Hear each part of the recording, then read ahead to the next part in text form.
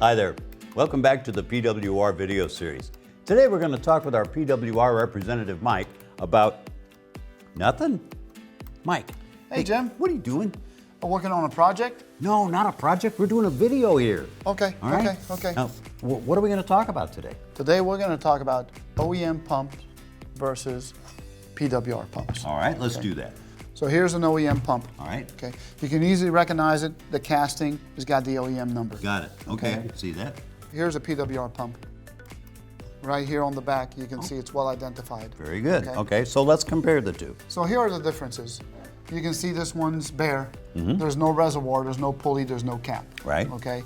You have to transfer these on this pump from the old pump if you're going to replace the pump, even though it's a new pump. Right. The PWR comes fully dressed as best we can.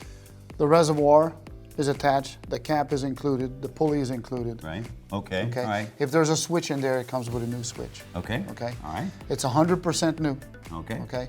The other thing is, this is a lifetime warranted product, Right. where this one is not. Okay. Okay. Now you mentioned this being 100% new. Is this always 100% new? It's 100% new till it becomes a service part. At that point, it becomes a remanufactured product. Oh, okay. Okay. All right, so we got three big differences we're looking at here. Yes. First of all, fully dressed versus not so fully dressed. Yes. Secondly, we've got a brand new part all the time versus a possibly remanufactured part. Yes. And thirdly, you got a lifetime warranty versus a limited warranty. That's exact. That's great. Anything else? One more thing. What's that? Everything we've talked about Right. also applies to all our rack and pinions and all our gears. So whatever PWR has those three differences. 100% new, 100% tested, engineered in Memphis, Tennessee. Well, there you are. Difference is clear. And that's going to wrap it up for this time. We'll see you next time.